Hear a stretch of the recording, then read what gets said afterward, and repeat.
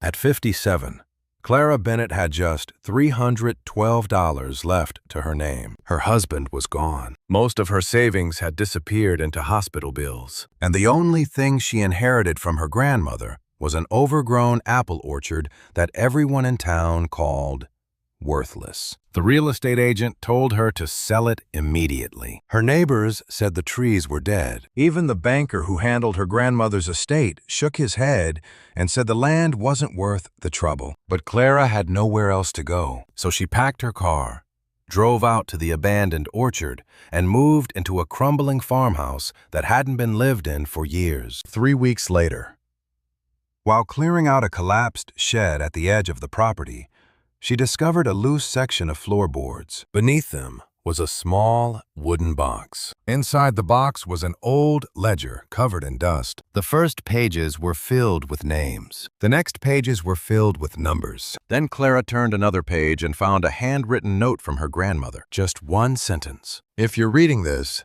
they're still hiding the truth. At first, Clara didn't understand what it meant. Then she saw a name that appeared over and over throughout the ledger. A name connected to some of the wealthiest people in town. And in that moment, she realized her grandmother had been keeping a secret for decades. A secret someone had worked very hard to bury. But before I tell you what Clara found inside that ledger, let me take you back to the day her life fell apart. And while you're listening, I'd love to know where you're joining us from today and what time it is where you are right now. If you enjoy inspiring stories about hidden legacies, second chances, and life-changing discoveries, take a moment to subscribe to the channel and turn on notifications so you never miss a new story. Now, let's go back to the beginning. Clara Bennett stared at the blinking numbers on her laptop screen for so long that they began to blur together. The balance in her checking account was $312.47. She refreshed the page twice, not because she expected it to change, but because some small part of her still hoped there had been a mistake. There wasn't. The number remained the same, $312.47. That was everything she had after 57 years of life. Outside her apartment window, rain tapped softly against the glass. The sound reminded her of another rainy afternoon 4 years earlier, the day she had driven her husband, Daniel, to the hospital. Back then, they still had savings. They still had plans. Daniel had laughed during the drive and insisted the doctors were being overly cautious. Neither of them knew it would be the beginning of a battle that would slowly consume everything they owned. Clara closed the laptop and rubbed her eyes. The kitchen clock read 7:18 in the evening. On the table sat a stack of unopened envelopes. She already knew what most of them contained: bills, final notices, payment reminders. She reached for one and tore it open anyway. The amount due made her stomach tighten. She folded the paper and placed it face down. There was no point looking at it longer. Across the room, her phone buzzed. The caller ID displayed the name of her daughter, Emily. Clara answered immediately. "Mom," Emily asked, "how are you doing?" Clara smiled despite herself. Emily was 32 and lived 3 states away with her husband and young son. She called every few days. "I'm fine," Clara lied. Emily paused. "You don't sound fine. Just tired. Did you eat dinner?" Clara glanced toward the refrigerator. Half a carton of milk, eggs, a few vegetables. Not much else. "Not yet." Emily sighed. "You need to stop skipping meals." "I know. Have you heard anything from the hospital billing office?" Clara hesitated. "Not today." Another lie. Emily knew it. Mothers often forgot their children could recognize dishonesty just as easily as they once recognized it in their parents. "Mom," Emily said softly, "you can come stay with us." Clara looked around the small apartment she could barely afford. You have enough on your plate. You're my mother. And you're raising a 6-year-old. That's a full-time job already. Emily wanted to argue but stopped herself. Instead, she changed the subject. How's work? Clara laughed quietly. Slow. She worked 20 hours a week at a local bookstore. The owner, Frank Morris, had kept her employed longer than business logic probably justified. Most days, there were more customers browsing than buying. Frank still treating you well? Emily asked. Frank's a saint. Then hold on to that job. Trust me, I plan to. After the call ended, Clara sat alone for a while. The apartment felt unusually quiet. Daniel used to fill silence effortlessly. Even when he wasn't speaking, his presence somehow occupied a room. 4 years later, she still occasionally turned toward the couch expecting to see him reading the newspaper. Her thoughts were interrupted by another phone call. This time, the number was unfamiliar. Clara almost ignored it. Almost. Hello, she answered. Ms. Bennett? A woman's voice asked. This is Sarah Collins from Whitmore and Associates. Clara sat upright. The law office? Yes, ma'am. I'm calling regarding Eleanor Reed. Clara froze. Her grandmother's name felt like something from another lifetime. What about her? Sarah paused. I'm sorry to inform you that your grandmother passed away 3 days ago. For a moment, Clara said nothing. The rain outside seemed louder. Eleanor Reed had been 91 years old. They hadn't spoken often in recent years, mostly because Eleanor insisted on living alone in a rural town nearly 4 hours away. Yet hearing she was gone still felt like a door quietly closing somewhere behind her. I see, Clara finally said. I'm sorry for your loss, Sarah replied. Miss Reed named you in her will. We'd like to schedule a meeting. Clara frowned. Me? Yes. There must be some mistake. There isn't. Clara leaned back. She hadn't seen her grandmother in nearly 18 months. Eleanor had always been kind but distant, the sort of woman who rarely discussed her feelings. Clara couldn't imagine inheriting anything significant. When would you like me to come in? She asked. Tomorrow afternoon, if possible. The next day, Clara left work early. Frank insisted. Family comes first, he said while handing her a paper cup of coffee. Besides, if somebody left you $1 million, I expect you to remember who gave you Wednesdays off. Clara laughed for the first time in days. If somebody left me $1 million, I'll buy this store and double your salary. Frank grinned. Now that's the spirit. The law office occupied the second floor of an old brick building downtown. Sarah Collins greeted Clara and led her into a conference room. There, another attorney waited with a folder already open. After a few formalities, he began explaining the estate. Clara listened politely until he reached the section concerning her inheritance. Then she blinked. I'm sorry, she said. Could you repeat that? The attorney adjusted his glasses. Your grandmother left you her orchard property outside Maple Creek. Clara stared at him. An orchard? Approximately 27 acres. I didn't even know she owned an orchard. She did. That's all. The attorney looked down at his paperwork. There is also $300 held in a separate account, specifically designated to accompany the property. Clara almost laughed. It sounded absurd. $300. Not $3,000, not $30,000, $300. That's very specific. Your grandmother was a very specific woman. Even Sarah smiled slightly. Clara rubbed her forehead. What condition is the property in? The attorney exchanged a glance with Sarah. That tiny hesitation told her everything. Not ideal, he admitted. The orchard has not been actively operated for several years. Meaning? Meaning it may require substantial restoration. Clara leaned back in her chair. She couldn't decide whether to laugh or cry. Her bank account contained barely more money than the inheritance itself. She had expected nothing from the meeting, yet somehow reality still managed to surprise her. "Why me?" she asked quietly.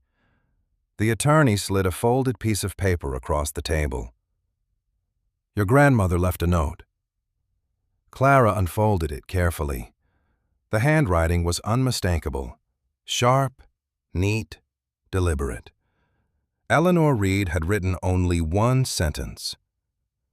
"Don't sell it before you understand what it is."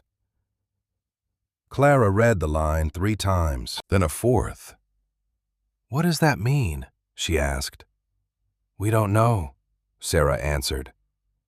On the drive home, Clara couldn't stop thinking about the note. Don't sell it before you understand what it is.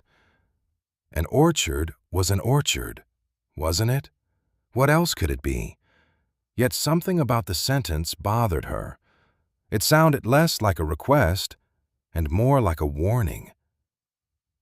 2 days later, Clara borrowed Frank's pickup truck and began the 4-hour drive to Maple Creek. The farther she traveled, the narrower the roads became. Small towns appeared and disappeared, gas stations, churches, fields, endless stretches of countryside. By late afternoon, she finally spotted the sign welcoming visitors to Maple Creek. Population 2,184. The town looked frozen in time. A diner, a feed store, a post office. Clara stopped for coffee and asked for directions to the orchard. The waitress immediately recognized the name Reed. "Eleanor's place?" she asked. "That's right." The woman shook her head. "Haven't seen anyone out there in years." "Is it really that bad?" "Depends what you call bad." Not exactly reassuring. 20 minutes later, Clara turned onto a gravel road lined with overgrown weeds. She followed it around a bend and suddenly saw the property. The orchard stretched across rolling hills beneath the fading afternoon sun. Hundreds of apple trees stood in uneven rows. Many were tangled with vines. Some looked dead. Others appeared neglected but alive. Near the center of the land sat an aging farmhouse and a weathered barn. Clara slowly parked the truck. For several seconds, she simply stared. This was it. This was everything her grandmother had left behind. Not money, not investments, not security. Just land, old trees, and $300. Then something caught her attention. At the far northern edge of the orchard, beyond the neglected rows, a small cluster of trees looked different. Healthier, greener. Their branches appeared recently trimmed. Clara narrowed her eyes. That didn't make sense. According to everyone she'd spoken with, nobody had been caring for this property. Yet those trees looked as though someone had visited them not long ago. A breeze moved through the orchard. Leaves rustled softly. Clara stepped out of the truck and stared toward the distant trees. For the first time all day, she felt something she hadn't expected to feel. Curiosity. And somewhere deep inside, she had the strange feeling that her grandmother's note was connected to those trees. Because someone had been here. The only question was, who? Clara remained beside the truck longer than she intended. The orchard seemed different depending on where she looked. One moment, it appeared completely abandoned, a forgotten piece of land slowly being reclaimed by nature. The next moment, she noticed details that didn't fit that picture. A section of fence that looked recently repaired. Grass flattened along a narrow path between several rows of trees. The healthy cluster at the northern edge. It was as if two different stories existed on the same property, and she couldn't yet tell which one was true. The sun was beginning to sink when she finally grabbed her duffel bag and headed toward the farmhouse. The front porch groaned beneath her weight. Paint peeled from the railings. Several windows were cloudy with age. Still, the structure appeared sturdier than she expected. Eleanor had never been the type to let things completely fall apart. Clara unlocked the front door using the key provided by the attorney. The hinges squealed loudly. Dust floated through beams of orange sunlight. The house smelled like old wood, dried apples, and memories. For a few seconds, she simply stood there. Her grandmother's coat still hung beside the door. A pair of gardening boots remained near the wall. A faded photograph sat on a table in the hallway. It felt less like entering an abandoned home and more like stepping into a paused life. She carried her bags upstairs and chose a bedroom overlooking the orchard. The mattress wasn't comfortable, but after months of worrying about bills, comfort ranked low on her list of priorities. What mattered was that she had somewhere to sleep. That evening, she found a flashlight in a kitchen drawer and began exploring room by room. Most of the furniture remained untouched. Eleanor's books lined shelves in the living room. The kitchen cabinets contained jars, old recipes, and neatly labeled containers. One drawer held dozens of handwritten notes, grocery lists, weather observations, apple harvest records. Clara smiled. Her grandmother had documented everything. Near midnight, she finally sat down at the kitchen table. The silence felt enormous. Outside, insects chirped. Wind rustled through the orchard. Clara opened the envelope containing the $300 from the estate. 3 crisp $100 bills stared back at her. She laughed quietly. "You always did have a strange sense of humor, Grandma." The next morning, she woke before sunrise. Old habits from years of caring for Daniel still lingered. For a moment, she forgot where she was. Then she looked out the window and saw rows of apple trees stretching into the distance. Reality returned quickly. She brewed coffee and stepped onto the porch. The air smelled fresh, cool, alive. Birds moved between branches. Sunlight slowly painted the hills gold. The orchard looked almost beautiful from a distance. Then she walked into it. Up close, the neglect became obvious. Vines wrapped around trunks. Broken branches littered the ground. Several trees appeared dead. Others produced tiny apples that had fallen and rotted where they landed. Clara spent the morning walking row after row. She wasn't trying to fix anything yet. She simply wanted to understand what she had inherited. Around 10 o'clock, she heard the sound of an approaching vehicle. A pickup truck rolled down the gravel road and stopped near the farmhouse. An older man climbed out. He wore a baseball cap and overalls. "You must be Clara," he called. Clara approached cautiously. "That's me." The man extended his hand. "Walter Jenkins. I own the farm next door." Clara shook it. "Nice to meet you." Walter glanced toward the orchard. "Sorry about Eleanor." "Thank you." He nodded respectfully. "Good woman. Tough as nails." Clara smiled. "That sounds like her." Walter studied the orchard for several seconds. "You planning to stay?" "I'm not sure yet." "Most people wouldn't." "I've noticed." Walter chuckled. "Word travels fast around here." He hesitated. "Actually, speaking of that, somebody's probably going to stop by soon." "Who?" Walter's expression changed slightly. "Victor Hale. The name meant nothing to Clara. Should I know him? Owns quite a bit of land around Maple Creek. Walter chose his words carefully. Likes buying property. Including this orchard? Especially this orchard. That immediately caught her attention.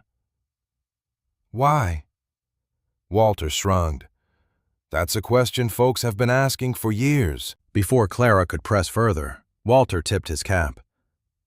Anyway, welcome to town. If you need tools, supplies, or somebody to help fix a tractor you don't own yet, come find me. After he left, Clara found herself thinking about Victor Hale. Why would someone be interested in a neglected orchard? The property certainly didn't look valuable. By afternoon, she decided to drive into town for groceries. Maple Creek's Main Street contained fewer businesses than some shopping centers she'd visited. Yet everything felt connected. People greeted each other by name. Conversations happened on sidewalks. News appeared to travel faster than vehicles. The grocery store provided immediate proof. A cashier smiled at Clara and said, "You're Eleanor Reed's granddaughter, aren't you?" Clara blinked. "How did you know that?" "Small town." The cashier laughed. "Everybody knows." As Clara loaded her purchases into the trunk, another voice called out behind her. "Mrs. Bennett?" She turned. A tall man in an expensive jacket approached. He looked to be in his early 60s. His smile appeared practiced, professional. "I'm Victor Hale." Clara immediately recognized the name. "Walter mentioned you." "Hopefully nothing too terrible." "That depends." Victor laughed politely. "Fair enough." He gestured toward the truck. "I understand you've inherited Eleanor's orchard." "Looks that way." "Then perhaps we should talk." Clara remained silent. Victor seemed comfortable filling silence. "I've been interested in that property for a long time. Your grandmother and I had discussions over the years." "About selling?" "Among other things." Something about his answer felt intentionally vague. "And?" Clara asked. Victor's smile tightened slightly. Eleanor was stubborn. "That definitely sounds like her." He nodded. "I can make you an offer immediately." Clara folded her arms. "You haven't even asked whether I'm selling." "Most people would." There it was again. Most people. The same assumption Walter had hinted at. Victor named a figure. $8,000. A week earlier, Clara would have considered that life-changing money. Even now, the amount sounded tempting. Yet instead of relief, she felt suspicion. "You've known me for less than 2 minutes," she said. "Why the hurry?" Victor glanced toward the road. Business favors efficiency. Or urgency. For the first time, his smile faltered, only slightly, but Clara noticed. "Think about it," he said. "The orchard requires work, expensive work. Trees die every year. Property taxes continue regardless. Sometimes letting go is the smart choice." Then he handed her a business card. "Call me when you're ready." After he left, Clara stood in the parking lot staring at the card. $8,000. It was more money than she currently possessed, more than enough to pay immediate bills. Yet Walter's warning echoed in her mind. Why was Victor so interested? That evening, Clara returned to the orchard. Instead of going inside, she walked toward the healthy trees she had noticed the previous day. The farther north she traveled, the more obvious the difference became. These trees were alive, not merely surviving, thriving. Their branches had been trimmed recently. Weeds around their bases had been cleared. Somebody had cared for them. Clara crouched beside one tree and examined the soil. Fresh footprints were impossible to identify now, But signs of maintenance remained unmistakable. She continued farther until she discovered something else. Hidden between rows of trees was a narrow path. It wasn't visible from a distance. Grass had been pressed down repeatedly over time. Someone had walked this route many times. Clara followed it. The path eventually led toward a weathered structure partially concealed behind overgrown bushes. At first, she assumed it was another storage shed. Then she realized it was much older, smaller, and unlike the farmhouse, it appeared intentionally hidden. Her pulse quickened. The building's wooden door hung slightly crooked. A rusted padlock secured it shut. Clara stepped closer. The lock looked ancient, but something about it felt strange. She reached out and touched the metal. Despite years of weather exposure, scratches near the keyhole appeared surprisingly recent. Someone had tried opening it, or had opened it recently. Clara slowly stepped back. The evening sun dipped below the hills. Long shadows stretched across the orchard. Somewhere nearby, a branch snapped. Clara turned quickly. Nothing.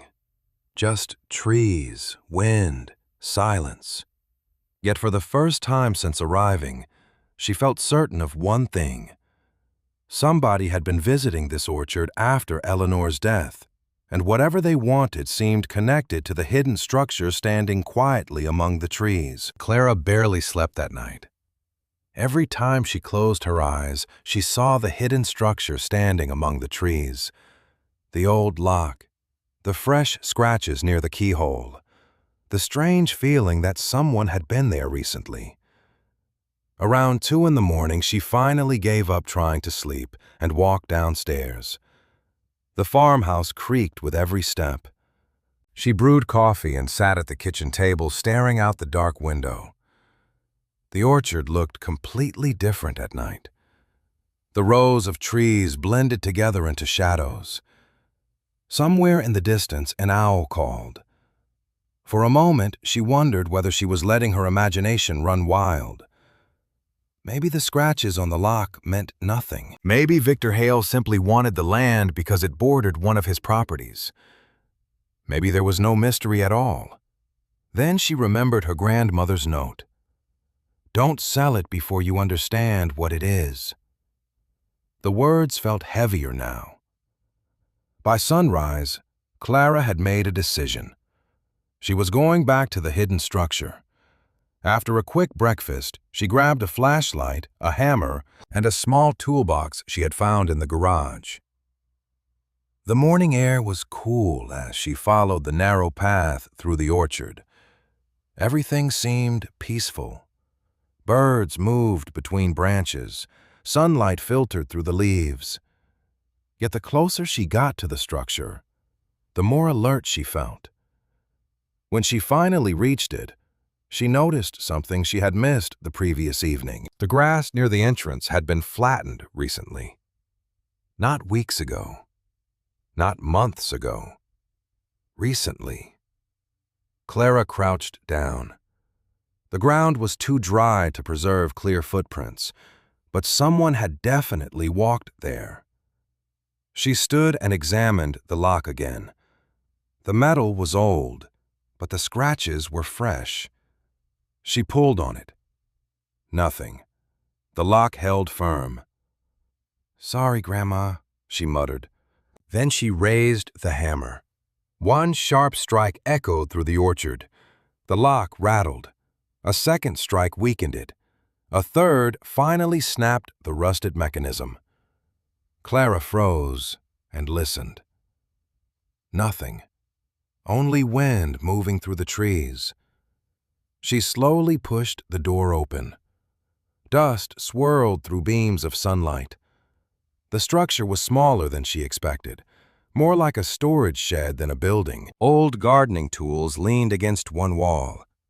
Wooden crates sat stacked in a corner. A workbench occupied the far side of the room. At first glance, there seemed to be nothing unusual. Clara felt a brief wave of disappointment. Then she noticed something strange. The dust wasn't evenly distributed. Most surfaces carried years of accumulation. One section of the workbench did not. She stepped closer. Someone had cleaned part of it recently. Her pulse quickened. Clara carefully searched the room. She opened crates, examined shelves, checked beneath old tarps. Most contained ordinary items: pruning shears, rusted tools, empty jars. Then she found a small metal tin hidden behind a crate. Inside were matches, a flashlight battery, and a receipt from a gas station. Clara unfolded the faded paper. The date printed on it was only 6 weeks old. 6 weeks. Her grandmother had already been dead. Somebody had definitely been using the shed. But who? And why? She slipped the receipt into her pocket. While searching the room, she accidentally bumped the workbench. The impact produced an unexpected sound. Not a solid thud, a hollow one. Clara immediately stopped moving. She tapped the side of the bench again. Hollow. She knelt down. Beneath the workbench, a wooden panel appeared slightly different from the surrounding boards. Her heart began to race. She grabbed a screwdriver from her toolbox and carefully pried at the edge. The panel lifted. Underneath was a shallow compartment. Inside lay a bundle wrapped in oilcloth. Clara stared at it for several seconds before reaching in. The bundle felt surprisingly heavy. She carried it onto the workbench and slowly unwrapped the cloth. Her disappointment returned almost immediately. Inside were old papers. Nothing more.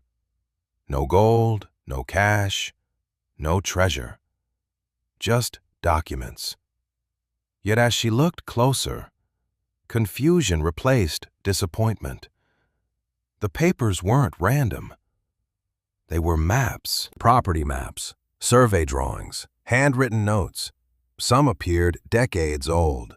Others looked newer. One map showed the orchard. Another showed neighboring farms. Several contained markings in red ink, circles, arrows, names. Clara spread them across the workbench. None of it made sense. Why would Eleanor hide property maps inside a secret compartment? She searched for clues. Most pages contained notes written in her grandmother's precise handwriting. Some referenced dates. Others referenced families. The Jenkins family, the Porter family, the Langstons. Names she didn't recognize. Then one page caught her attention. A name appeared near the bottom. Victor Hale. Clara stared at it. His name had been circled 3 times. Below it, Eleanor had written a single sentence. Watch what he buys.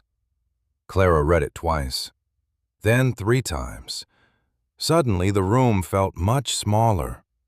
She folded the page and slipped it into her pocket alongside the gas station receipt. On her way back to the farmhouse, she couldn't stop thinking about Victor. Why had Eleanor been tracking his land purchases? Why hide the information? More importantly, why had someone visited this shed after her death? Around noon, Clara drove into town again. She needed answers, even if she wasn't sure where to find them. She stopped at a diner near the center of Maple Creek. The lunch crowd filled most of the booths. An elderly waitress named Carol recognized her immediately. "Eleanor's granddaughter," she said warmly. "Sit wherever you'd like." Clara chose a booth near the window. While waiting for her sandwich, she listened to nearby conversations. Small towns had a way of sharing information without realizing it. Names surfaced repeatedly. Farms, roads, families, local politics. Then she heard Victor Hale's name. Two farmers sitting nearby were discussing a recent land purchase. One shook his hand. "Victor bought another parcel last month." The other frowned. That makes 5 this year. Clara pretended to focus on her menu while listening carefully.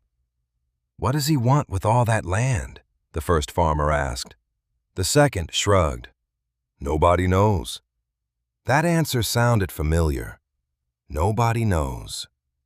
After lunch, Clara approached the counter where Carol was refilling coffee cups. "Can I ask you something?" Carol smiled. "Sure." "Victor Hale." The waitress immediately stopped pouring. It lasted less than a second, but Clara noticed. "What about him? Everybody seems to know him." Carol glanced around before lowering her voice. "Victor owns a lot of property around here."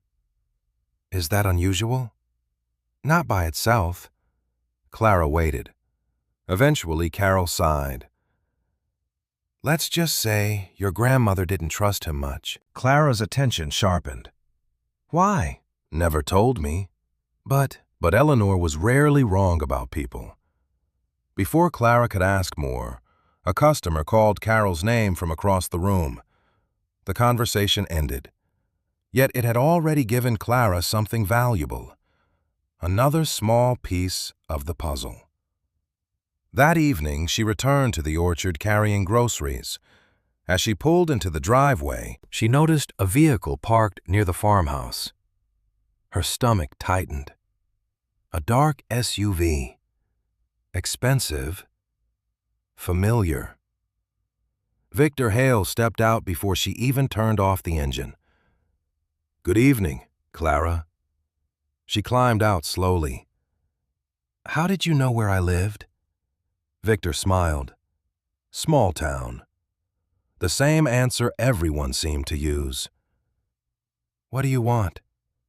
"Just checking in." People don't drive 20 minutes into the countryside just to check in. His smile faded slightly. "Have you considered my offer?" "Not really." Victor studied her face. "You should." "Why?" "Because maintaining that orchard will be difficult." "I'll manage." "Perhaps." His gaze drifted toward the northern section of the property. Only for a second, but Clara noticed. Then he looked back at her.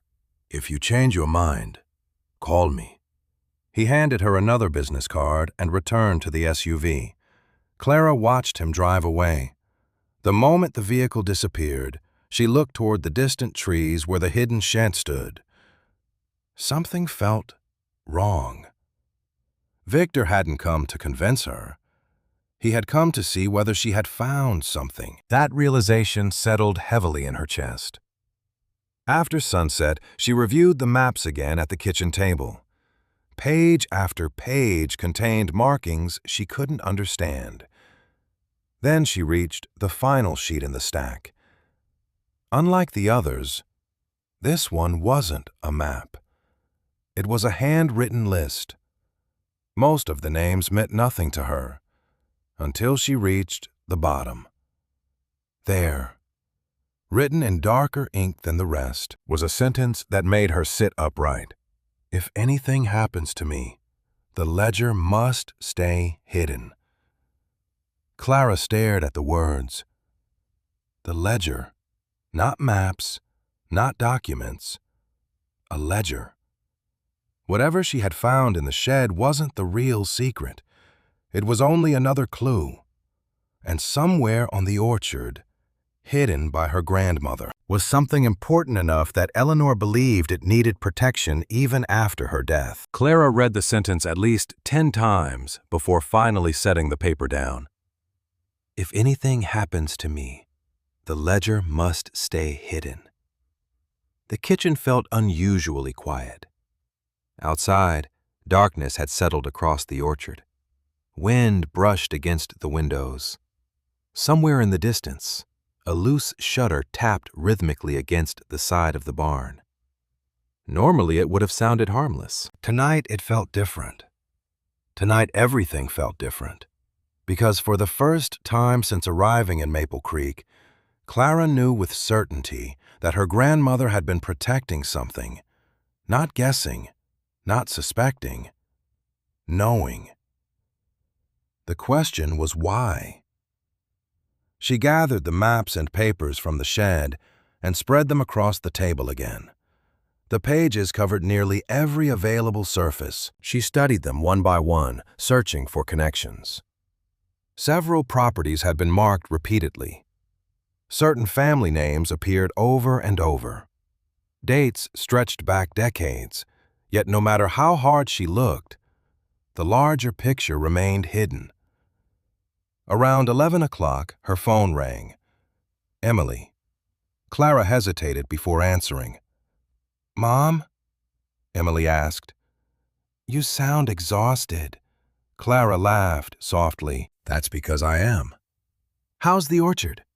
Clara glanced around the old kitchen. "Complicated." "Complicated how?" Clara considered telling her everything: the hidden shed, Victor Hale, the maps, the mysterious ledger. Instead, she said, "I think Grandma left behind more questions than answers." Emily smiled through the phone. "That sounds exactly like Great-Grandma Eleanor." Clara had to admit she was right. Eleanor had always possessed a strange talent for saying just enough to make people curious while revealing almost nothing. They talked for 20 minutes, mostly about ordinary things. Emily's son had started playing baseball. Work was stressful. Gas prices were ridiculous. The normal conversations people had when they were trying not to think about bigger problems. After hanging up, Clara noticed something she had overlooked earlier. One of the maps contained tiny, handwritten initials in the corner. E.R. Not surprising. Eleanor Reed. But beneath those initials appeared another mark, a small symbol, a circle with a line through it. Clara had seen the same symbol somewhere else. She spent several minutes searching through the papers until she found it again. Then again. Then a third time. The symbol appeared on 4 different maps, always near a specific location. Clara grabbed a notebook and began making a list. All 4 markings pointed toward different sections of the orchard. Suddenly, sleep became impossible. The next morning, she woke before dawn and headed outside carrying the notebook. Mist drifted between the trees. Dew covered the grass. The orchard felt almost magical in the early morning light. Clara followed the first map marking toward a neglected row near the western boundary. At first, she found nothing unusual. Then she noticed an old metal post hidden among weeds. The symbol had been carved into it, the same circle and line. Her pulse quickened. She checked the second location. Another marker. The third. Another. The fourth. Another. None of them revealed the ledger, but they proved something important. Eleanor had created a system. The markings weren't random. They formed a pattern.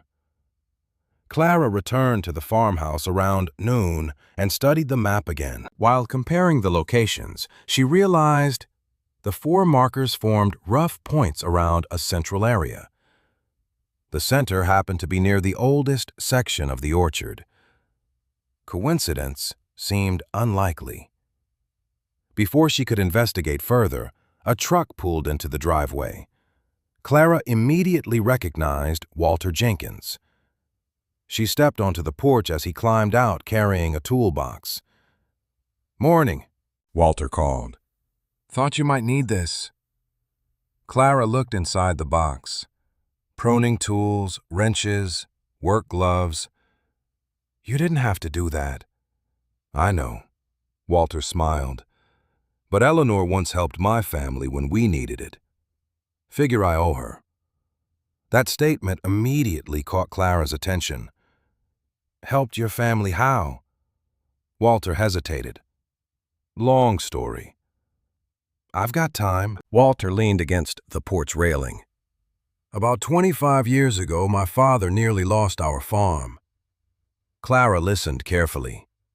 Bad harvest. 3 bad harvests. Walter chuckled, followed by a bank that suddenly wanted money we didn't have. Clara nodded. Stories like that existed in every farming town. What happened? Somehow we survived.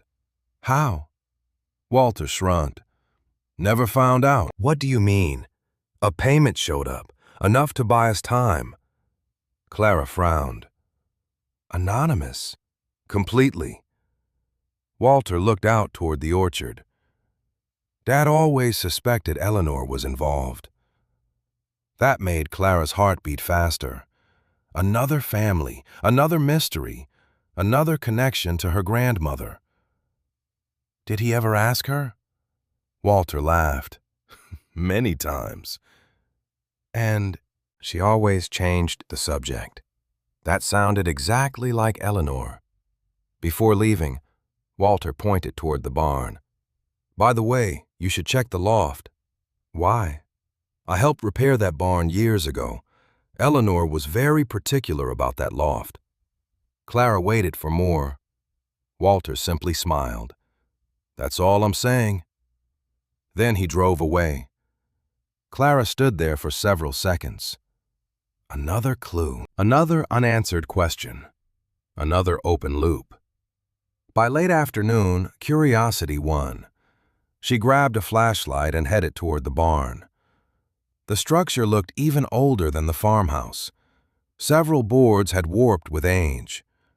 One corner leaned slightly, yet the building remained standing. Inside, dust floated through shafts of sunlight. Old equipment occupied most of the ground floor. A rusted tractor, broken crates, empty barrels, nothing unusual. Then Clara spotted the ladder leading to the loft. The wooden steps creaked beneath her weight as she climbed. The upper level smelled of hay and old wood. Most of the space sat empty except for a few boxes. She searched them one by one. Old clothing, farm records, holiday decorations, nothing important. For nearly 30 minutes, she found nothing. Then she noticed a section of flooring that looked newer than the surrounding boards. Clara knelt down. The wood wasn't actually new, just less worn, as if it had been replaced at some point. She tapped it. Solid. Then she tapped another section. Hollow. Her heart immediately sped up. Not again. She grabbed a pry bar from downstairs and returned. After several minutes of effort, the board finally lifted. Beneath it sat a narrow compartment. Clara stared into the darkness. This was it. She was certain. The ledger. The secret. The answer. Instead, she found a small wooden box, no larger than a shoebox. Disappointment and excitement collided inside her chest. She carefully lifted it out and opened the lid. Inside were photographs, dozens of them. Old black and white pictures. Families standing beside farms. Children holding apples. Community gatherings. Harvest festivals. Clara examined them one by one. Most included handwritten names on the back. Then she found something unusual. Several photographs had circles drawn around specific people. One face appeared repeatedly. A younger Victor Hale. Another photograph showed Victor standing beside a man Clara didn't recognize. On the back, Eleanor had written 2 words. Remember him. Clara stared at the picture. Why would her grandmother hide photographs of Victor Hale inside a secret compartment? The answer had to matter. She continued searching the box. At the very bottom lay a folded piece of paper. Unlike the maps, this note appeared rushed. The handwriting looked shakier than usual, as if Eleanor had written it quickly. Clara unfolded it carefully. The message contained only one sentence. They're searching for the ledger, too. Clara felt a chill run through her body. Not they searched. They are searching. Present tense. Suddenly, Victor's visits, the hidden shed, the fresh scratches on the lock, The recent footprints. Everything fit together in a way she didn't like. Someone else knew the ledger existed. Someone else had been looking for it, and judging by the warning, they hadn't found it yet. Clara didn't leave the barn immediately. She remained seated on the dusty floorboards with the photograph in one hand and Eleanor's warning in the other. They're searching for the ledger too. The sentence replayed in her mind over and over, not because it was complicated, but because it was terrifyingly simple. If her grandmother had written that note near the end of her life, it meant the danger hadn't existed decades ago. It had existed recently. Very recently.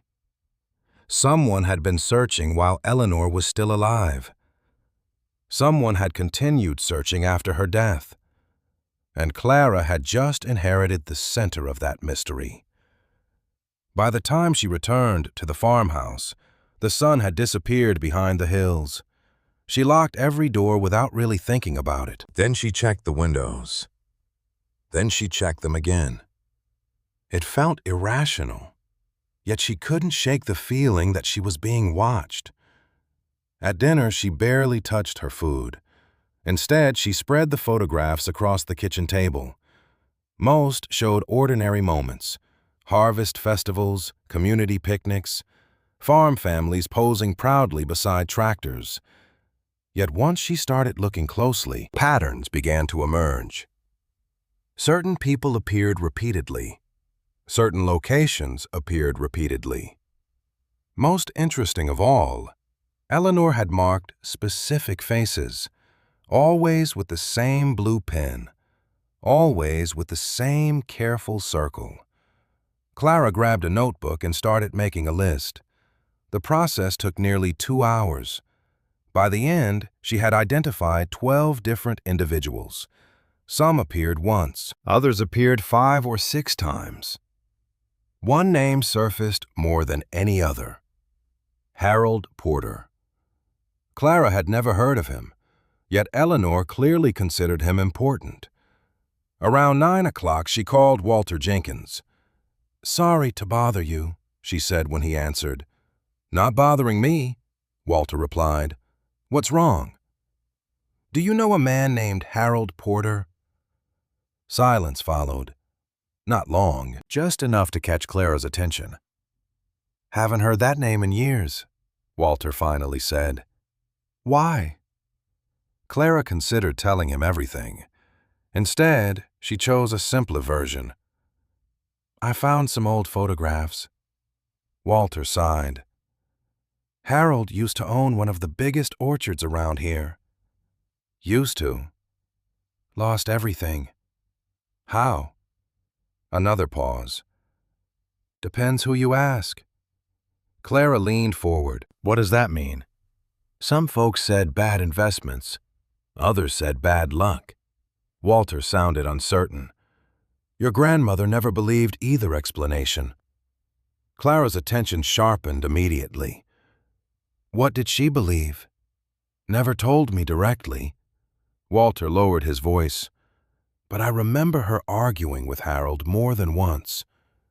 "Arguing?" "Not angry arguments, more like warnings." "Warnings about what?" "Wish I knew." The conversation ended with more questions than answers. Again. That seemed to be the pattern in Maple Creek. Every answer created 3 new mysteries. The next morning, Clara decided to focus on something practical. If she spent all day chasing clues, she'd eventually drive herself crazy. The orchard needed work regardless of what secrets it contained. She grabbed pruning shears and began clearing vines from several neglected trees near the farmhouse. The work was exhausting. Her shoulders ached within an hour. Her hands developed blisters. Yet she found the physical labor strangely comforting. For the first time in months, she wasn't thinking about medical bills or overdue notices. She was simply working. Around mid-morning, she noticed movement near the gravel road. A pickup truck approached slowly. Not Walter this time. A woman climbed out.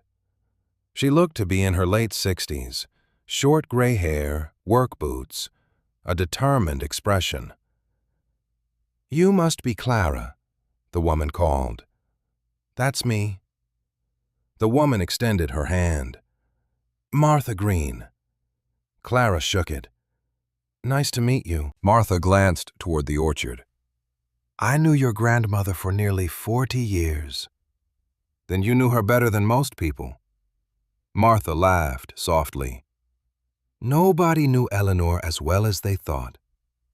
That sounded familiar.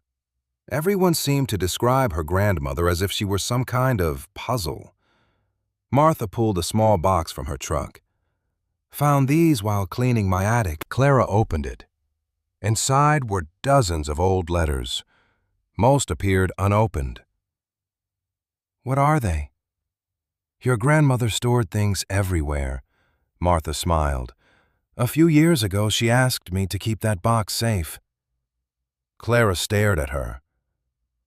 "She never came back for it." Martha shook her head. "No." Suddenly, the box felt much heavier than cardboard should feel. "Did she tell you what was inside?" "No." Martha paused. "But she did say one strange thing." Clara immediately looked up. "What?" "She said if anyone other than family asked about the box, I should pretend it never existed." Martha watched Clara carefully. "That was before she got sick." After Martha left, Clara carried the box into the farmhouse and placed it on the kitchen table. For several minutes, she simply stared at it. Another hidden item. Another secret Eleanor had left behind. Finally, she opened the lid. Most of the contents were letters, old correspondence dating back 20 or 30 years. Some involved farming supplies. Others involved local events. Nothing unusual. Then she found a sealed envelope marked with her grandmother's handwriting. "Clara, only open this if you start asking the right questions." Her heart immediately began racing. She carefully opened the envelope. Inside was a single sheet of paper. The note was brief. "If you're reading this, you've already discovered enough to know that the orchard was never the real inheritance. The real inheritance is the truth. Trust the records, not the stories. And remember this: people don't spend decades searching for something worthless." Clara read the note 3 times. Then she noticed another piece of paper folded behind it. A list of names. Some she recognized from the photographs. Harold Porter, Walter Jenkins's father, several others. Beside each name appeared a date, but one name stood out immediately: Victor Hale. Unlike the others, his entry contained a question mark. No date, no explanation, just a name and a question mark. Clara sat back slowly. Eleanor hadn't simply been documenting people. She had been investigating something. The realization became impossible to ignore. That afternoon, Clara drove into town determined to learn more about Harold Porter. Her first stop was the public library. The building occupied an old brick structure near the center of Maple Creek. Inside, she found a local history section containing decades of newspapers. A librarian named Janet helped her locate archived editions. "Research project?" Janet asked, cheerfully. "Something like that." Clara spent hours scanning old articles. Most were ordinary: town meetings, harvest reports, school events. Then she found Harold Porter. The headline dated back 22 years. "Local farmer sells property after financial troubles." Clara read the article carefully. According to the newspaper, Harold had voluntarily sold his land after accumulating significant debt. Straightforward, simple, almost too simple. Then she noticed a handwritten note in the margin, not part of the article. Someone had written directly on the archive copy years ago. The handwriting looked familiar. Eleanor's. One sentence. That's not what happened. Clara stared at the note. The librarian eventually announced closing time, reluctantly. Clara packed up her materials and headed home. Yet something felt wrong. Not dangerous, just strange. As she crossed the parking lot, she noticed a dark SUV parked across the street. The same SUV Victor Hale drove. The vehicle remained stationary. No driver visible. No movement. Clara told herself it was probably a coincidence. Maple Creek wasn't a large town. Still, she couldn't shake the uneasy feeling that followed her all the way back to the orchard. That evening, just before sunset, she decided to walk through the northern section of trees again, the healthy section, the area that had started everything. As she moved between the rows, she noticed something unusual near one of the oldest trees. A patch of freshly disturbed soil. Clara froze. The dirt clearly hadn't been disturbed by weather or animals. Someone had dug there, recently. Very recently.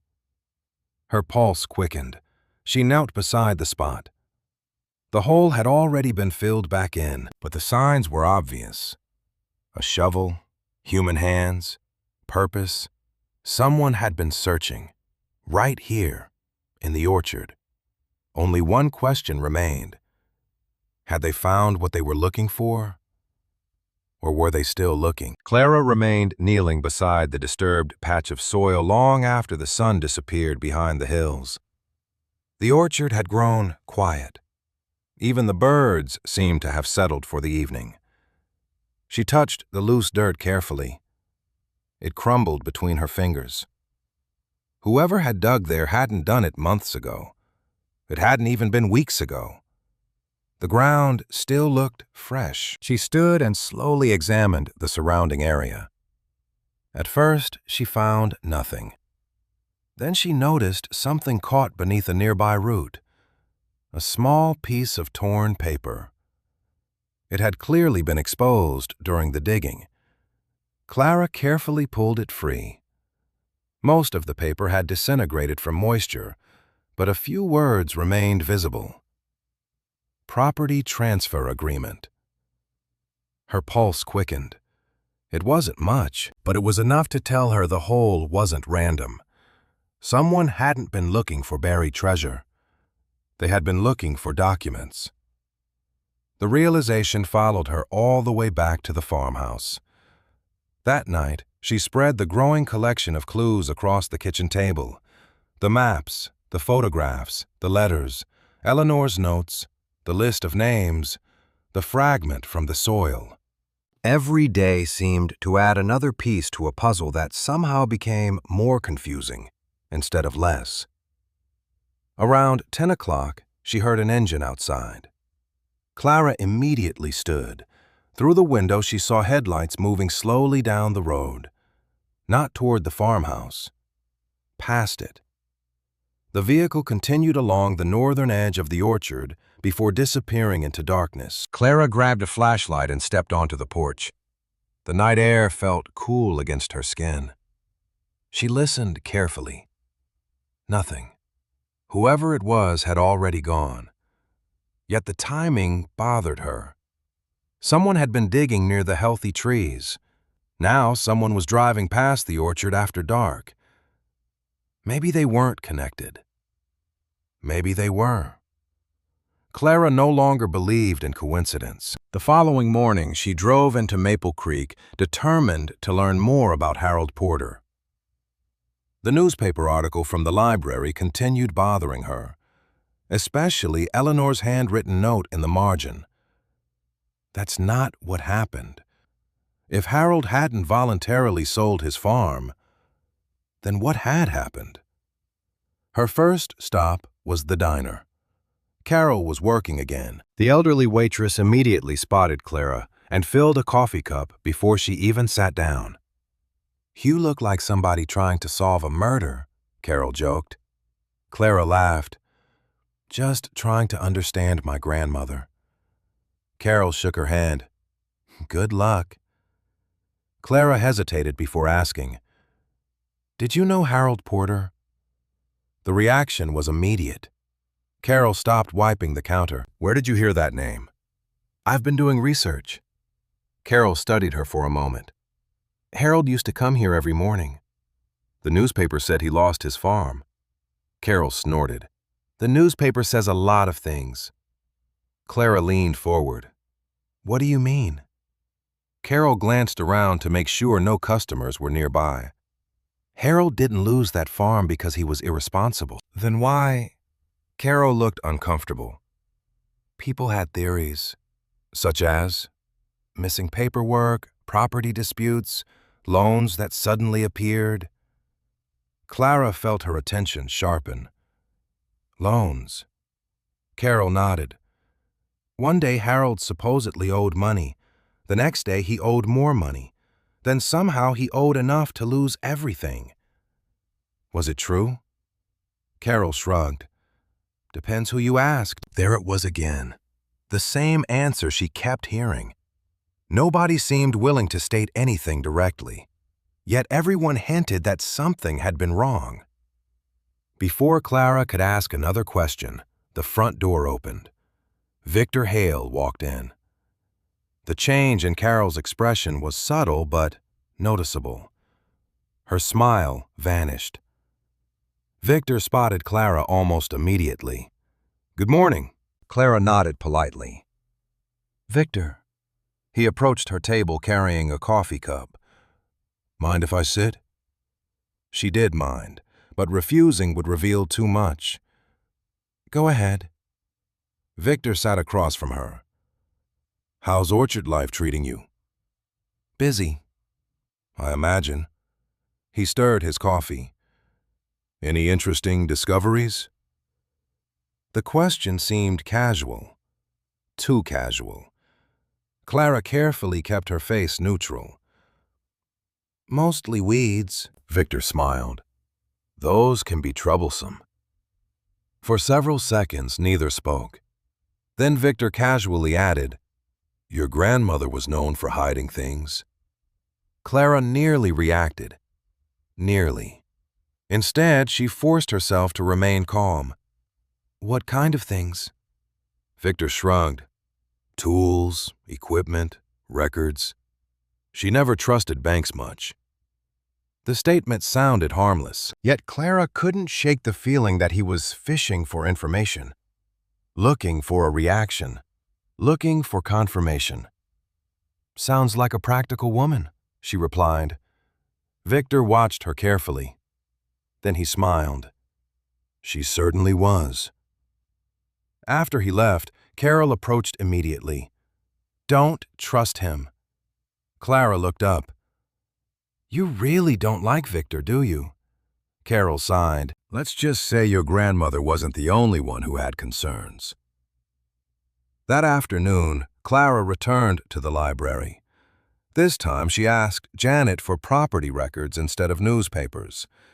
The librarian seemed surprised by the request, but pointed her toward a section containing county maps and archived ownership documents. Hours passed. Most of the records appeared ordinary. Then Clara noticed something unusual. Several farms mentioned in Eleanor's notes had changed ownership within a surprisingly short period. Porter Farm, Langston Farm, Miller Orchard. Different families, different years, same pattern. Financial trouble, forced sale. Victor Hale eventually acquiring land nearby. Clara began writing everything down. The pattern wasn't proof, but it was enough to make her uncomfortable.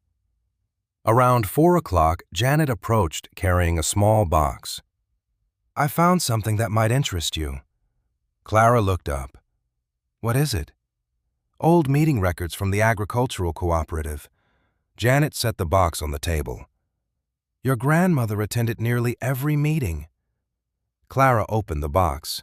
Inside were folders filled with handwritten notes. Most concerned crop prices and weather conditions. Then she found a meeting transcript from 23 years earlier. Eleanor's name appeared repeatedly. So did Harold Porter's. Clara began reading. Halfway through the document, one sentence made her stop. Harold Porter had publicly accused someone of manipulating property records. Clara immediately scanned the page for details. Unfortunately, the next section was missing, torn out. Several pages simply ended. Clara stared at the gap. Missing records, missing pages, missing answers. The deeper she looked, the more pieces seemed to have vanished. By the time she arrived back at the orchard, a storm was approaching. Dark clouds rolled across the horizon. Wind moved through the trees. Clara hurried toward the farmhouse, carrying several boxes of copied documents. Halfway there, she noticed something strange. The front door stood slightly open. Her stomach tightened instantly. She was certain she had locked it before leaving. For several seconds, she remained frozen. Rain began falling in scattered drops. Slowly, she approached the house. The door moved slightly in the wind. Nothing else. No sounds. No movement. Clara stepped inside. Every room appeared normal. The kitchen looked untouched. The living room looked untouched. Upstairs seemed unchanged. Then she reached the dining room. The papers on the table had been moved, not stolen, moved. The photographs remained there. The maps remained there. The letters remained there. But someone had clearly searched through them. Clara immediately checked Eleanor's notes. Still there. The hidden photograph box. Still there. Nothing was missing. Yet that somehow felt worse. Whoever entered hadn't been stealing. They had been looking for something specific, looking for something they hadn't found. Rain hammered the roof as Clara slowly sat down in a chair. Her eyes moved across the scattered documents. Then she noticed something she hadn't seen before. A tiny piece of paper protruding from beneath one of the maps. She pulled it free. The paper wasn't hers. It hadn't been there earlier. A handwritten note appeared on the front. Just 4 words. You're asking dangerous questions. Clara stared at the message as thunder rolled outside. Someone had entered the farmhouse while she was gone. Someone knew she was investigating. And someone wanted her to stop. Clara barely slept after finding the note. You're asking dangerous questions. The 4 words sat on the kitchen table beside her coffee cup for most of the night. She must have read them 50 times. The handwriting didn't look familiar. It wasn't Eleanor's. It wasn't Victor's, at least not that she could tell. It was simply a warning from someone who knew exactly what she had been doing. Around 3 in the morning, she found herself standing at the living room window, staring into the darkness.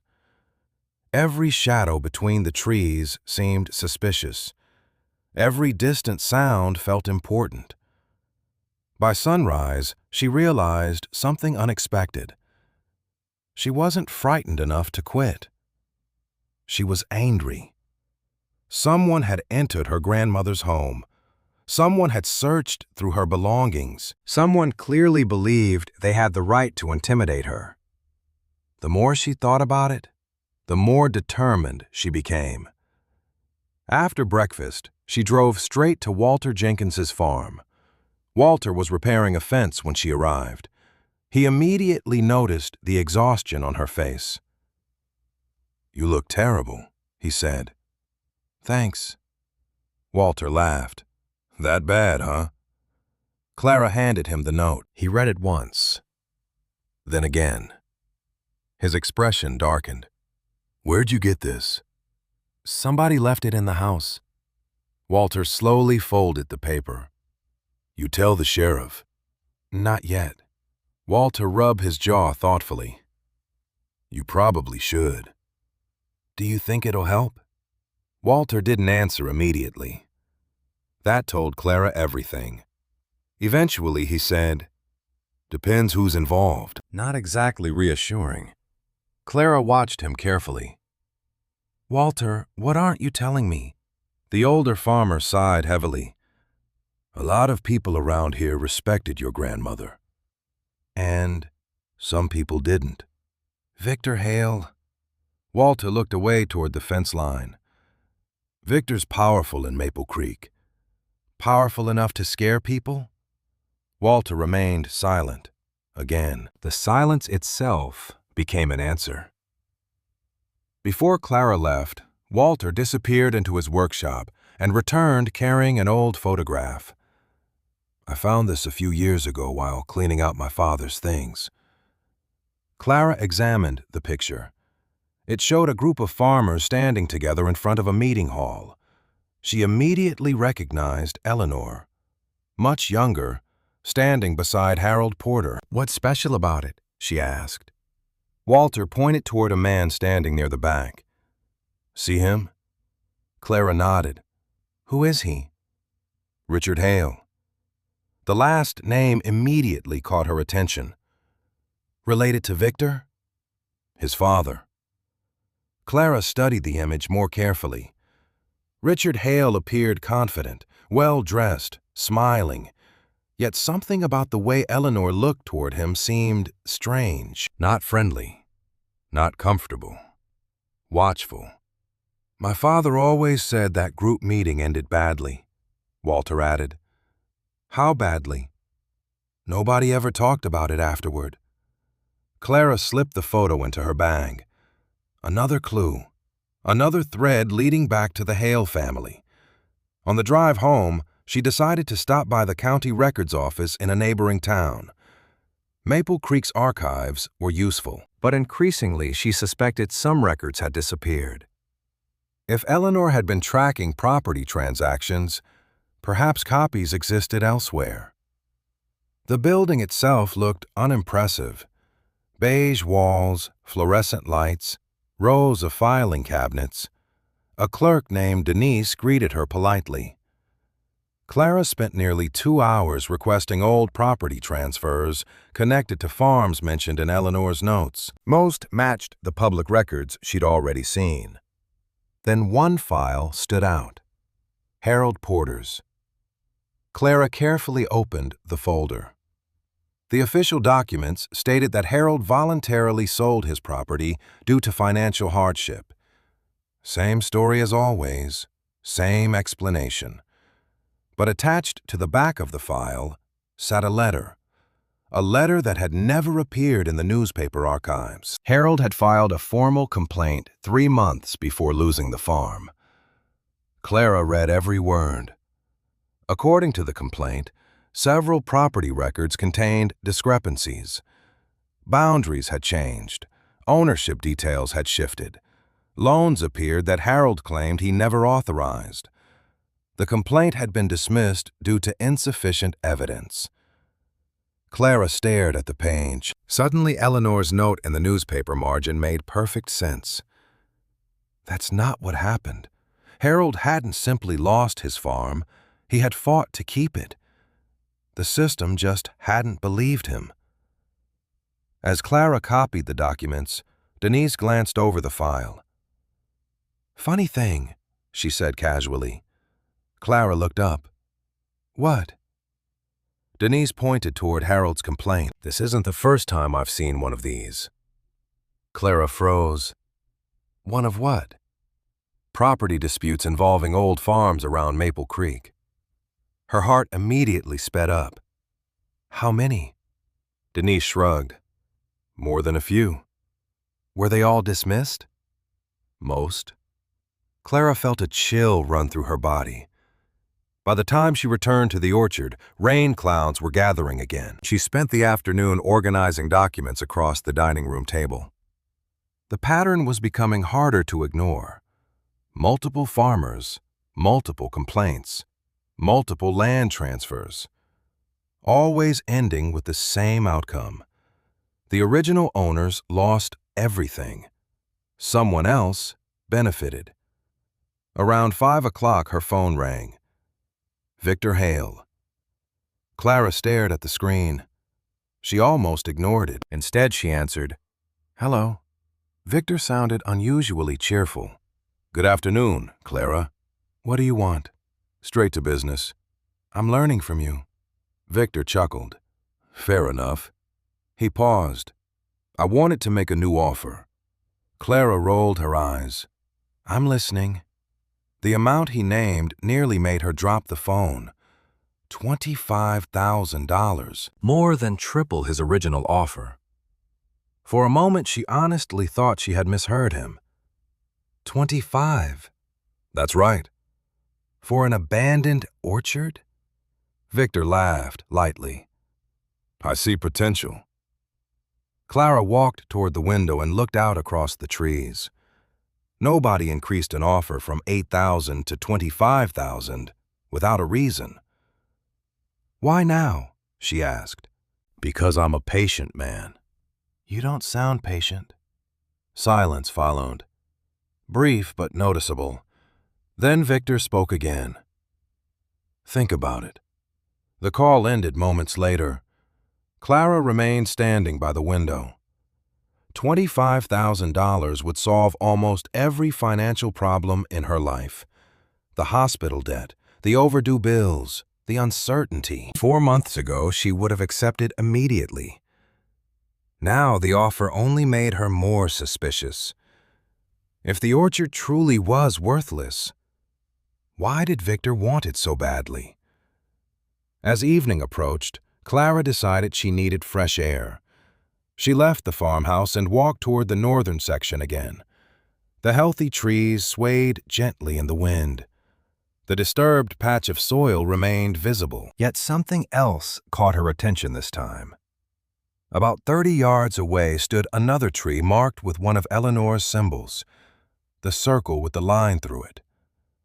Clara had seen dozens of them already, but today something looked different. She approached slowly. At the base of the tree sat a flat stone almost completely hidden by grass. She brushed away dirt and leaves. The stone didn't appear natural. Someone had placed it there intentionally. Her pulse quickened. Kneeling beside it, she pushed gently. The stone shifted. Not much. Just enough. Clara grabbed a nearby branch and used it as leverage. After several minutes of effort, the stone finally moved aside. Beneath it, she found a narrow metal container. Her heart began pounding, hands trembling. She lifted it out. The container wasn't large, roughly the size of a cigar box. The lid had rusted slightly but remained intact. For several seconds, she simply stared at it. Then she opened it. Inside lay a collection of old keys. Nothing else. No ledger, no documents, no answers. Just keys. Clara felt a wave of disappointment until she noticed a tag attached to one of them. The faded handwriting contained only 3 words. Main house, cellar. Clara frowned. The farmhouse didn't have a cellar. At least not one she had seen. She looked at the remaining keys. Barn loft, north shed, storage room. Each label referenced locations on the property, locations she thought she had already searched. Suddenly, the disappointment vanished. Eleanor hadn't hidden the ledger here. She had hidden directions, and somewhere among those locations was a place Clara still hadn't found. Clara carried the metal box of keys back to the farmhouse like it contained gold. In some ways, it was more valuable than gold. For the first time since arriving in Maple Creek, she felt as though she had been given something concrete. Not another warning, not another photograph, not another clue pointing toward a mystery.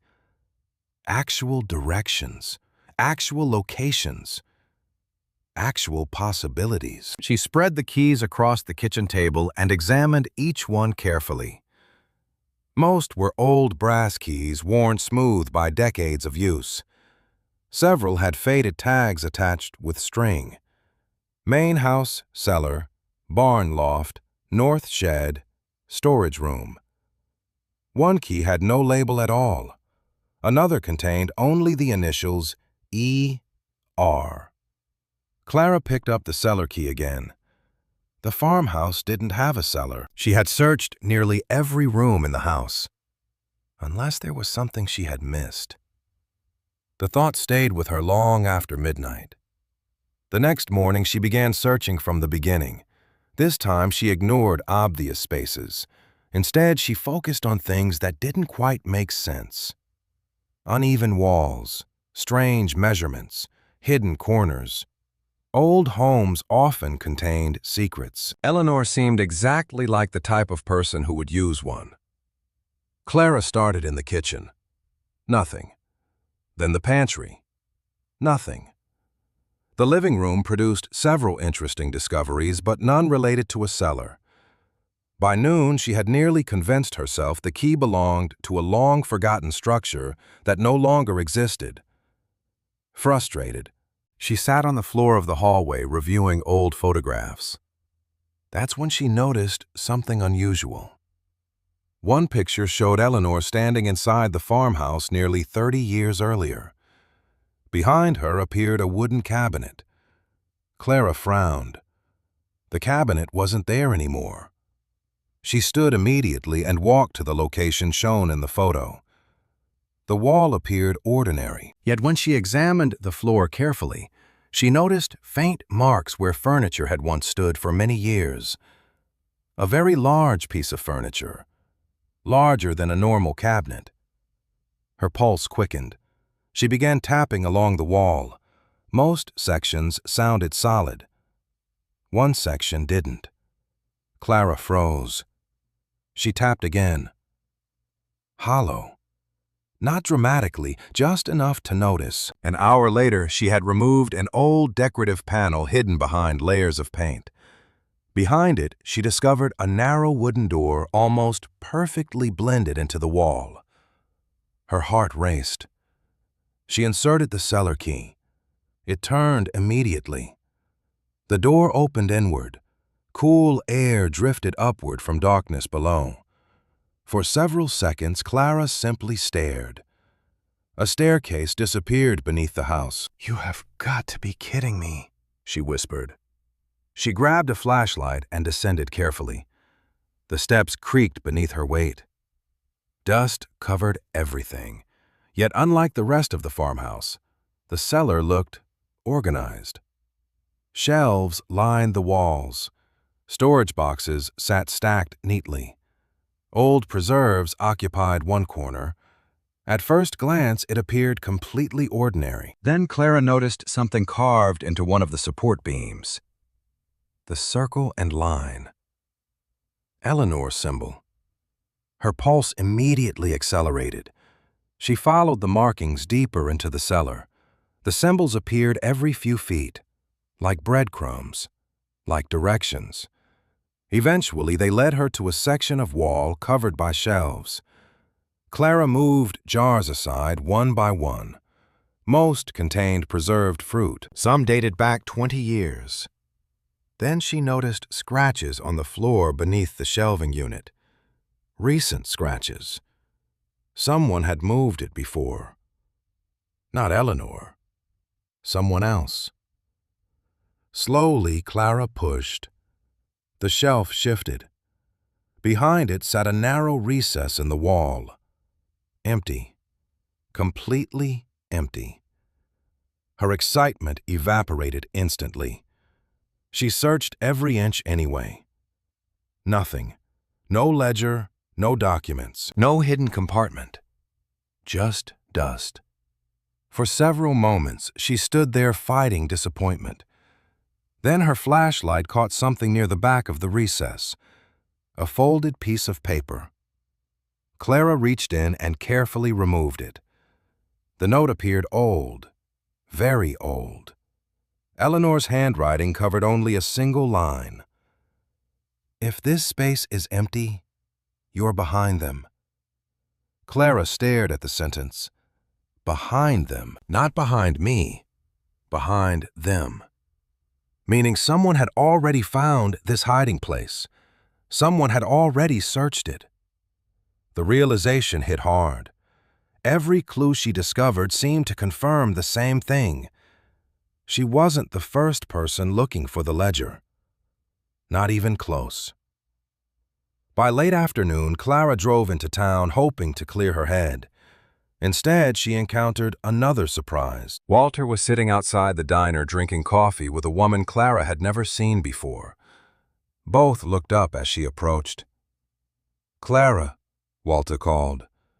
"Perfect timing." The woman stood and extended her hand. "Susan Porter." Clara immediately recognized the last name. Porter. Harold Porter. "You're Harold's daughter." Susan nodded. She appeared to be in her early 60s. Her eyes carried the tired look of someone who had spent years carrying old disappointments. "Walter said you've been asking questions about my father." Clara sat down slowly. "I have." Susan exchanged a glance with Walter. "Then there are things you should probably know." For the next hour, Clara listened carefully. Harold Porter had spent years insisting that something was wrong with the records surrounding local farmland. Nobody believed him. Bankers dismissed him.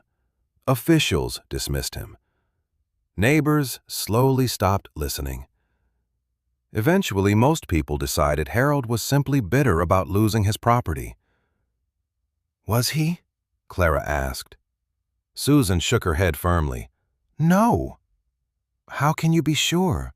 Susan reached into her purse and pulled out an old envelope. "Because he left this." Inside sat several pages of handwritten notes. Clara's heart immediately sped up. Harold had documented dozens of transactions, property transfers, loan records, dates, names. The same names Eleanor had been tracking. "He thought people were working together," Susan explained quietly. "Who?" "He never knew." Clara studied the notes. One entry had been underlined repeatedly. Richard Hale, Victor's father. Another thread leading back to the same family. Another coincidence that no longer felt like a coincidence.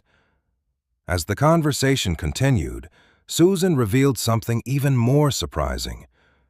During the final years of Harold's life, Eleanor visited him regularly. "Every week," Susan said, "sometimes twice a week." Clara frowned. "Why?" Susan smiled sadly. "Because she was the only person who believed him." The statement lingered in Clara's mind long after the meeting ended.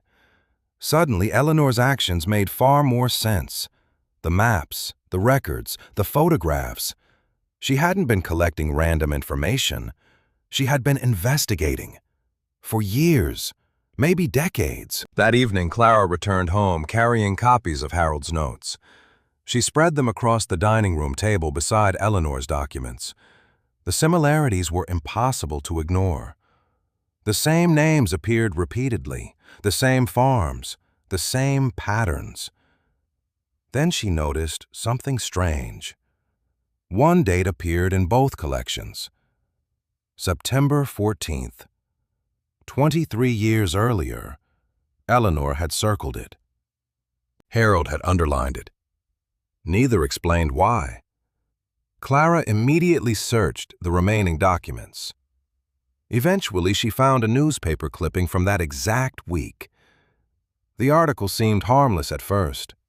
A local land auction. Several properties sold. routine business. Then she saw the buyer's name, Richard Hale. 3 farms had changed hands that day, including Harold Porter's neighboring property. Clara stared at the clipping. Something significant had happened on September 14th. Something both Eleanor and Harold considered important. Then she noticed a handwritten note at the bottom of Harold's page. The auction wasn't the beginning. It was the cover. Clara read the sentence twice, then 3 times. Her pulse began racing, because for the first time, she wasn't just finding clues. She was beginning to understand what those clues were pointing toward. And whatever had happened 23 years earlier was bigger than a single farm, bigger than Harold Porter, bigger than the orchard itself. Somewhere inside the growing mountain of records sat the truth Eleanor had spent decades protecting. The only problem was that someone else seemed willing to do almost anything to keep that truth buried. For the first time since arriving in Maple Creek, Clara stopped looking for the ledger and started looking for a reason. The difference seemed small, but it changed everything. Up until now, she had chased clues one by one: a photograph, a note, a hidden compartment, a mysterious key. Every discovery had felt important on its own. Now she stepped back and looked at the larger picture. The same names appeared over decades. The same farms. The same families. The same transactions. And somehow, the Hale family sat near the center of almost every story. The realization stayed with her as she sat alone in the farmhouse kitchen long after midnight. Papers covered nearly every surface: Eleanor's maps, Harold Porter's notes, property records, newspaper clippings. The room looked less like a home and more like an investigation office. Clara studied a large county map spread across the table. She began marking farms connected to Eleanor's notes, then farms connected to Harold's records, then properties eventually purchased by Richard Hale or companies linked to him.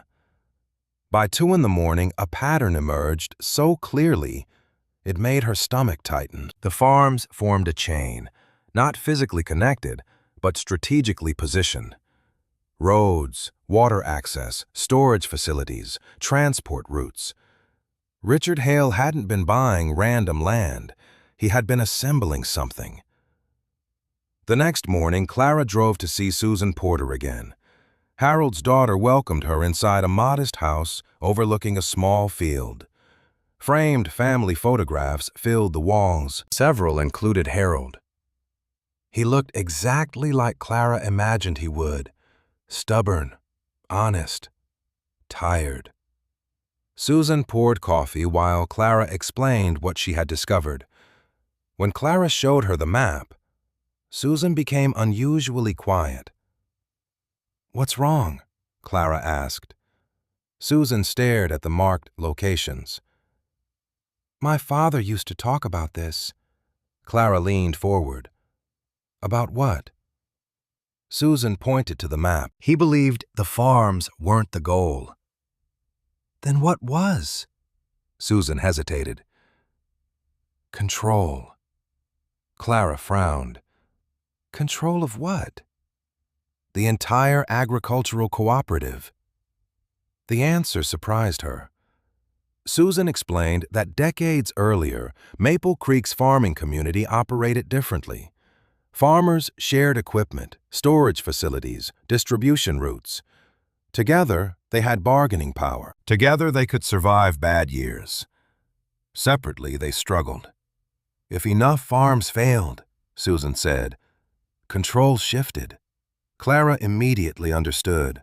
The land itself might never have been the main objective. Breaking the cooperative could have been worth far more. As she drove back toward the orchard, Clara couldn't stop thinking about it. Suddenly, Eleanor's actions made more sense. If she had discovered evidence of manipulation, she wouldn't have been protecting a few farms. She would have been protecting an entire community. Around lunchtime, she received another unexpected visitor. Martha Green arrived carrying 2 cardboard boxes. "I found more things," Martha announced before Clara could even say hello. "More?" Martha nodded. "Your grandmother had a habit of leaving records everywhere." Together they carried the boxes inside. Most contained routine paperwork, tax forms, receipts, orchard expenses. Clara almost dismissed them entirely until she noticed several folders labeled Community Assistance Fund. Her pulse quickened. Eleanor had never mentioned such a fund. Martha looked equally surprised. "I've never seen these before." Clara opened the first folder. Inside were records of private loans, not bank loans, personal loans. Small amounts of money given to struggling families, $500, $1,000, sometimes less, sometimes more. The names looked familiar, very familiar. Walter Jenkins's father, Harold Porter, several others from Eleanor's notes. "My God," Martha whispered. Clara kept reading. Eleanor had quietly helped dozens of families over nearly 30 years. Some repaid the money, others never could. Yet Eleanor continued helping anyway. The discovery hit Clara harder than she expected. All her life, she had viewed her grandmother as distant, reserved, private. Yet here was proof that Eleanor had spent decades supporting people without asking for recognition. Then Clara found something else. A letter addressed to Eleanor from Harold Porter. The paper had yellowed with age. She unfolded it carefully. "Eleanor, if anything happens to me, keep the records safe. They're the only proof left." Clara immediately looked for a date. 23 years earlier, the same year as the disputed auction, the same year Harold lost his farm, the same year Eleanor began documenting everything. Her pulse accelerated. "Martha," she said quietly, "I think Harold knew." "Knew what?" Clara stared at the letter. "That someone was stealing these farms." Martha sat heavily in a chair. Neither woman spoke for several moments.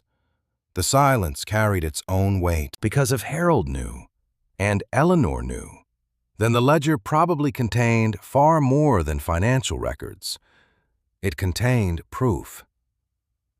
That evening, Clara made a decision. She needed to visit the cooperative building, the original one. According to old maps, the structure still existed on the outskirts of town. It hadn't been used in years. Most people barely remembered it. The drive took less than 15 minutes. The building looked abandoned. Paint peeled from the walls. Windows sat boarded shut. Weeds surrounded the entrance. Yet something about the place felt important. Clara parked and approached slowly. The front door had been secured with a chain. She walked around the side and stand. Near the rear entrance, she found a broken window large enough to peer through. Dust covered everything inside. Old desks, filing cabinets, shelves, forgotten history. Clara almost turned back. Then she noticed movement. Not inside the building, outside, across the road. A dark SUV sat partially hidden among trees. Her stomach immediately tightened. Victor's SUV, or one exactly like it. The vehicle remained stationary, watching. Clara quickly returned to her truck and drove away. The SUV never followed. Yet its presence confirmed something she already suspected. Someone was paying attention to her movements. Someone knew she was getting closer. After sunset, she sat on the farmhouse porch watching wind move through the orchard. For the first time in years, she found herself thinking about Daniel. He would have loved this mystery. Not because he enjoyed danger, but because he hated injustice. He used to say that the truth had a way of surviving no matter how deeply people buried it. Clara smiled sadly at the memory. Then her phone rang. "Walter, you need to come over," he said immediately. Clara sat upright. "What's wrong?" "I found something." 20 minutes later, she arrived at Walter's farm. The older man led her into a workshop behind his barn. Several boxes sat open on a workbench. "What is all this?" Clara asked. Walter held up a thick ledger book. "Not the ledger, a ledger." "I was cleaning out my father's things." Clara's heart began racing. Walter carefully opened the book. Inside were records of equipment sharing between local farmers, dates, names, transactions. Nothing unusual at first.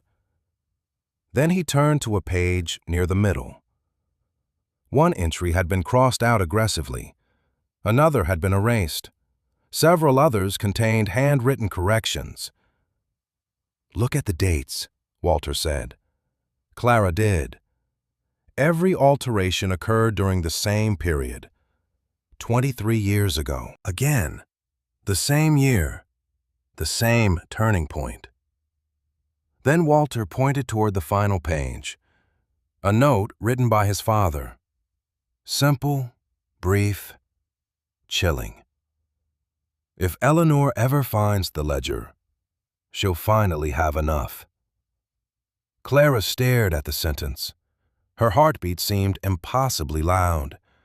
For months, perhaps years, Harold Porter and Walter's father had believed Eleanor was searching for the ledger, not hiding it, searching for it.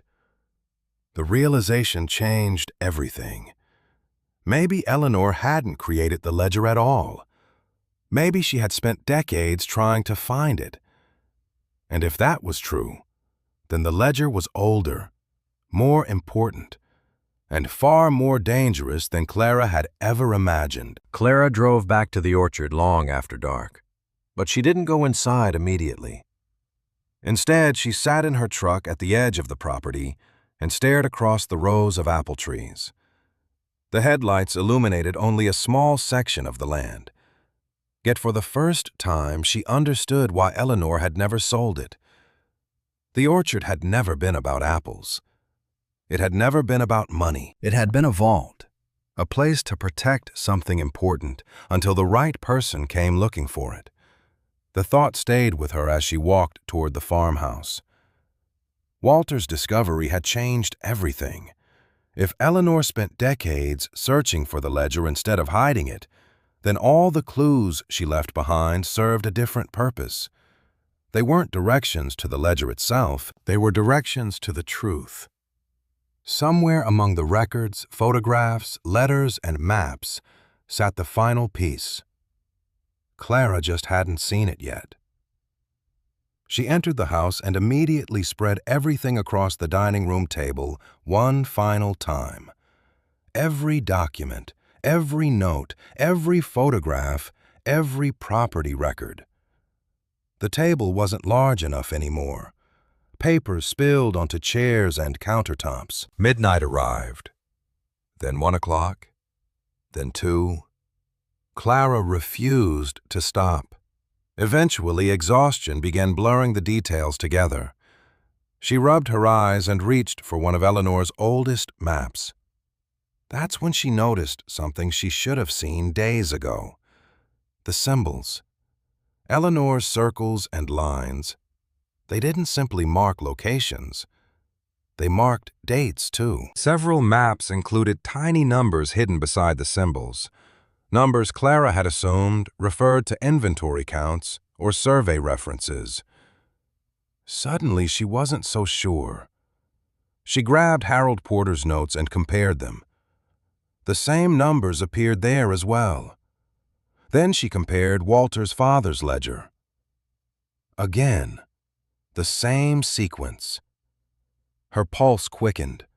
She began writing them down, one by one. Slowly, a pattern emerged. The numbers weren't random.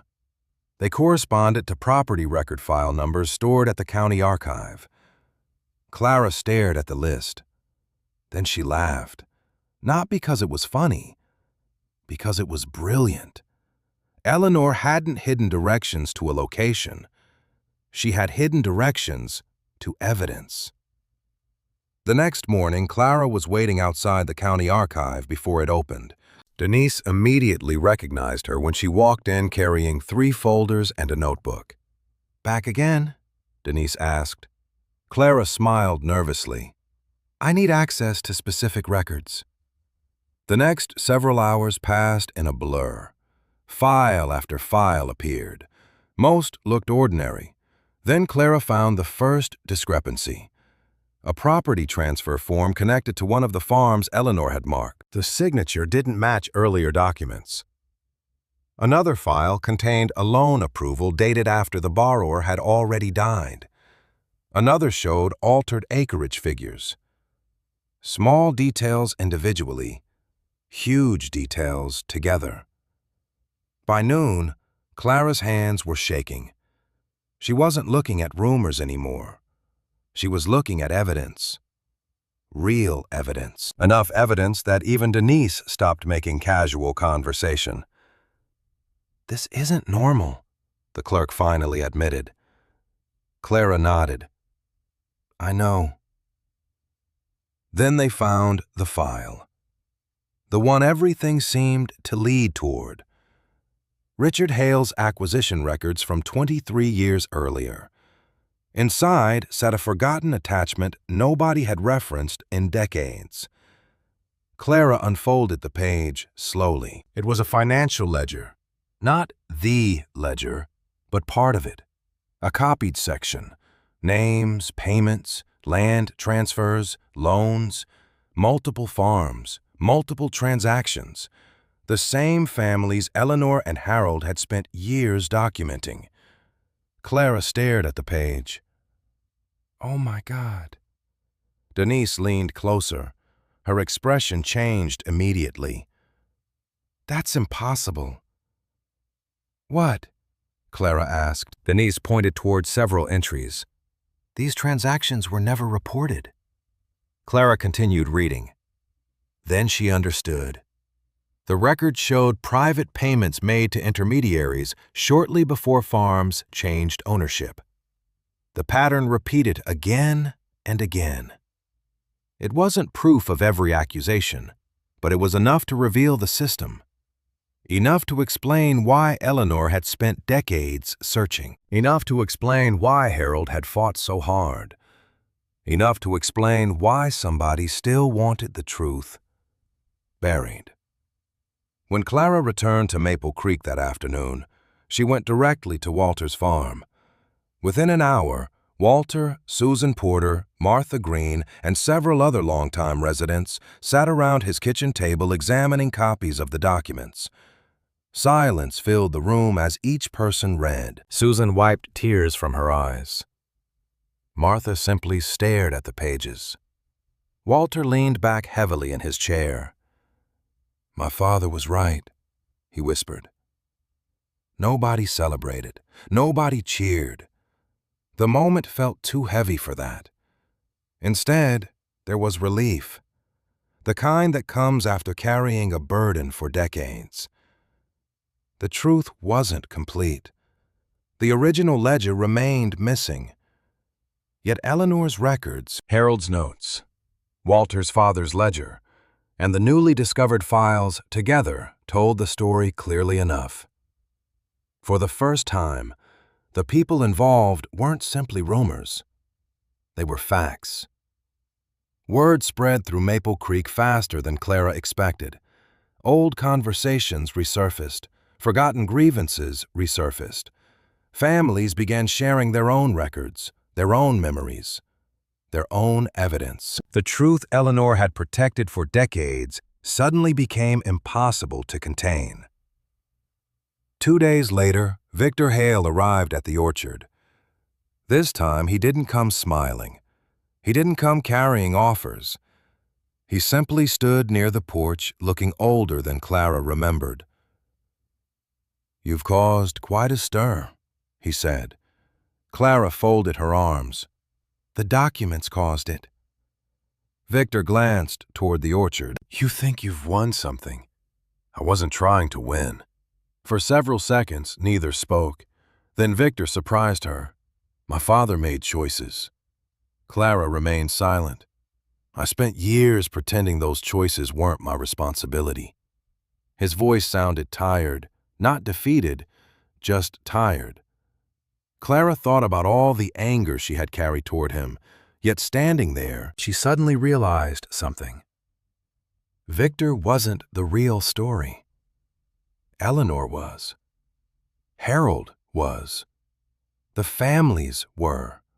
The people who refused to give up. Why did you want the orchard so badly? She finally asked. Victor looked toward the northern trees. Because my father always believed Eleanor found the ledger. Clara almost laughed. Decades of searching, decades of fear, decades of assumptions. All because of a ledger nobody could actually find. Victor left shortly afterward. Clara never saw him again. Autumn arrived gradually. The orchard changed color. Gold and red leaves replaced summer green. Walter helped repair fences. Martha organized community volunteers. Susan visited often. For the first time in years, the property felt alive. One afternoon, Clara stood beside the healthiest section of trees, watching neighbors harvest apples together. Children laughed between the rows. Families carried baskets. People who hadn't spoken in years shared stories beneath the branches. The orchard no longer felt abandoned. It felt like a community again. Later that evening, Clara sat alone on the porch as the sun disappeared behind the hills. In her hands rested the final letter Eleanor had left behind. She had saved it for last. The envelope contained no clues, no maps, no warnings.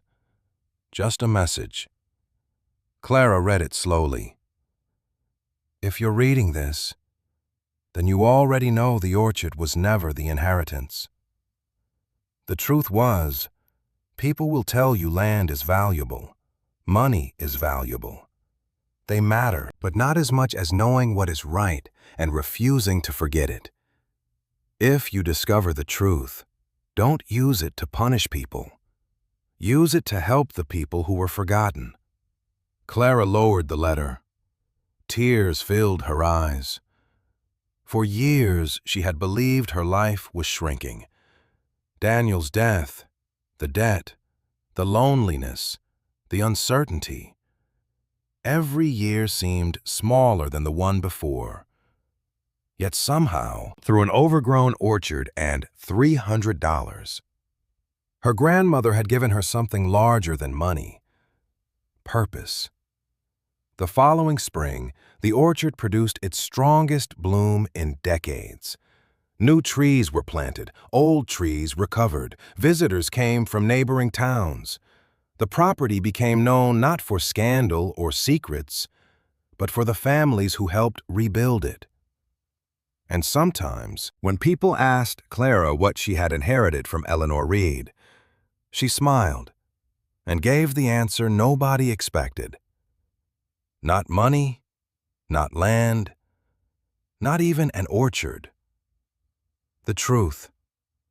Because in the end, the most valuable thing her grandmother left behind wasn't hidden in a ledger.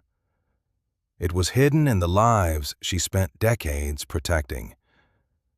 And for the first time since Daniel's death, Clara no longer felt broke. She felt rich in the one way that truly mattered. She finally knew where she belonged.